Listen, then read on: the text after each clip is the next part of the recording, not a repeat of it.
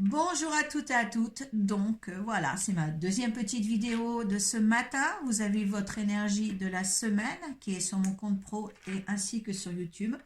Et donc là, je suis avec l'énergie de la nouvelle lune en bélier. Voilà, la nouvelle lune qui arrive demain, mardi. Je suis pas très en avance aussi. Voilà, donc profitez bien de cette nouvelle énergie, d'une énergie débordante de cette pleine lune. Pour avoir l'audace et l'envie d'entreprendre. Elle apporte confiance en soi, elle vous donne le déclic nécessaire pour arriver à vos fins, arriver à une certaine... arriver pour une situation ou pour des projets, se mettre en action, elle vous demande de vous mettre en action. Là, il faut oser, les énergies vous poussent de toute manière à entreprendre des choses qui vous mettront dans de meilleures conditions. Donc, comme d'habitude, je vous ai mis la carte de la lunologie de la nouvelle lune en bélier. Suite à ça, ce qui entoure cette nouvelle lune, et après sa phase croissante qui arrive derrière, jusqu'à la pleine lune prochaine. Et ensuite, une carte du tarot des rêves de Gaïa. Je mélange ciel et terre comme d'habitude. Donc, qu'est-ce qu'il faut dire sur il est temps d'agir Il est temps d'agir, nouvelle lune en bélier. Là, justement, là, on vous donne l'autorisation d'agir.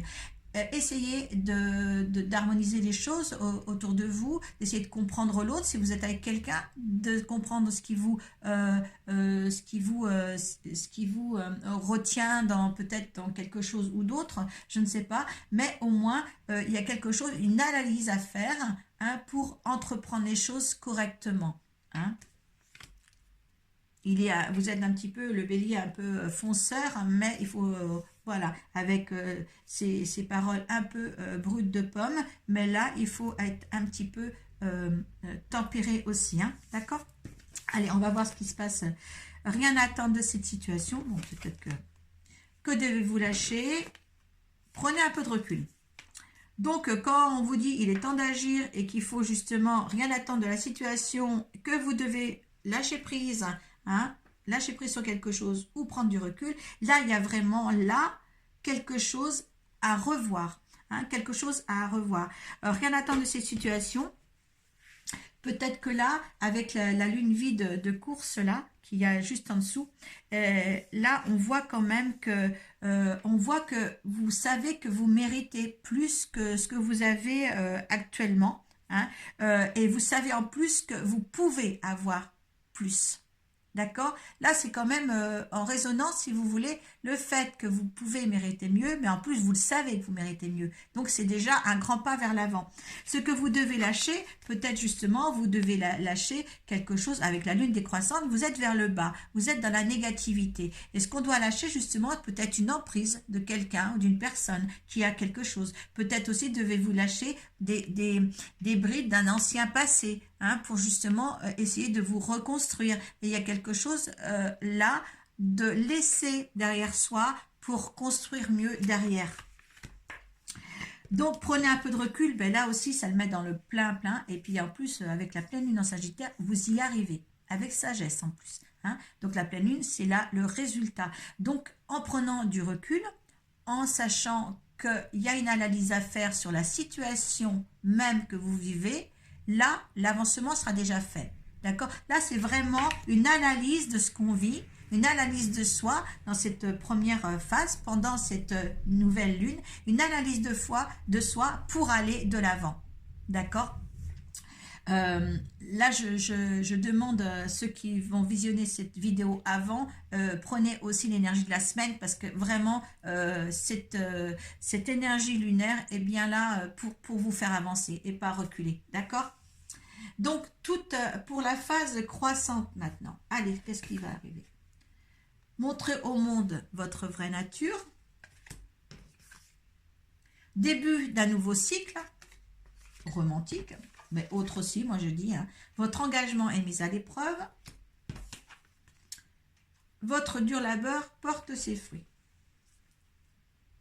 Donc là, la pleine lune en Verseau, elle vous dit bien, justement, montrez au monde votre vraie nature, c'est-à-dire ne vous cachez pas derrière ce que vous n'êtes pas. D'accord? Montrez-vous tel que vous êtes, parce que de toute manière, on a toujours, si vous trouvez mal au niveau caractère ou d'autres choses, ou vous voulez être quelqu'un d'autre, de toute manière, ça va se sentir, hein, ça va se ressentir, les autres vont le ressentir. Donc là, au moins, ne jouez pas une comédie, laissez-vous guider par votre propre personnalité et tout ira bien. D'accord? Là, il y a vraiment quelque chose de se faire reconnaître tel que l'on est. D'accord? Et en plus, il y aura plus de résultats avec la pleine lune que si vous vous cachez derrière des masques. Avec début d'un nouveau cycle, eh bien oui, là, il y aura le premier pas. En faisant comme ça, en faisant voir la personne réelle que vous êtes, eh bien là, vous allez pouvoir rentrer dans le nouvel cycle romantique qui a marqué, mais un nouveau cycle, moi, général. Ah, excusez-moi, j'ai mis de l'encens et ça me fait éternuer. Alors, donc là, c'est vraiment le truc idéal pour un nouveau commencement. Votre engagement est mis à l'épreuve, premier quartier, eh bien oui, il y a quelque chose qui va apparaître, quelque chose de furtif, peut-être des opportunités qui vont être là, mais il va falloir les prendre, ces opportunités. Là, on vous met à l'épreuve de quelque chose. Hein. On va vous donner des outils, des opportunités, mais qui vont pour vous, comme si vous étiez un petit peu évalué. Voilà. Ouais, évaluer. Donc là, encore, il se peut que certains, que ce soit peut-être justement peut-être au niveau romantique, peut-être au niveau des sentiments, allez vous rencontrer une autre personne, ou même êtes-vous avec cette personne-là, et on vous donnera des petites opportunités pour justement savoir la valeur de vos engagements envers cette personne, ou peut-être professionnelle. Hein. Mais là, il y aura des petits pièges, et là, il va falloir faire très très attention. D'accord, hein, parce que là, ça sera des petites... comme si on vous met des petites embûches pour voir comment vous allez vous en sortir. D'accord, hein.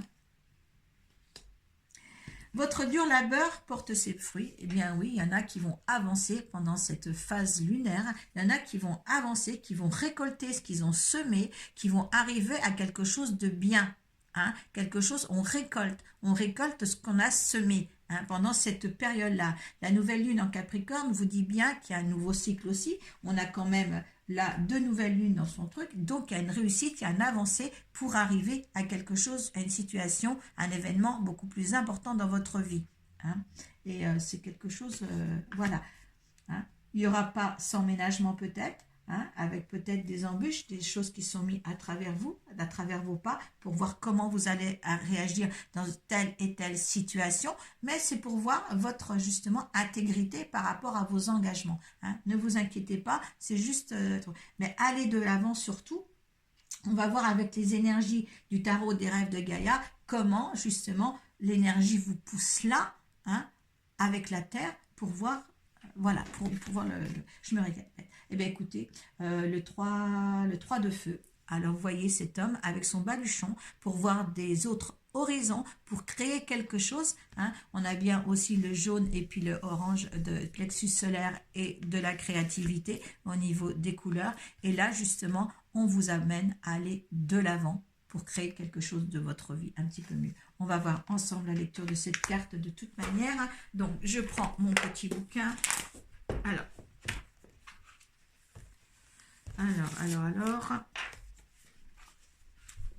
3 de terre. Alors, signification. Avez-vous une idée ou un projet créatif que vous aimeriez entendre? Les 3 de feu représentent le sacrifice nécessaire pour pouvoir mettre en œuvre vos projets et vos objectifs. Lorsqu'on passe à l'action, on se retrouve souvent à explorer les chemins pris par ceux qui nous ont précédés pour découvrir et décider de la meilleure façon de concrétiser nos projets. Mais cette exploration peut éveiller en nous des idées nouvelles, en rupture avec la tradition. Quelque chose d'ancien est imaginé autrement et se trouve exprimé par un esprit ayant un point de vue original qui le rend pertinent pour le présent. Concrétiser ces nouvelles idées demande des sacrifices, de l'engagement et du dévouement.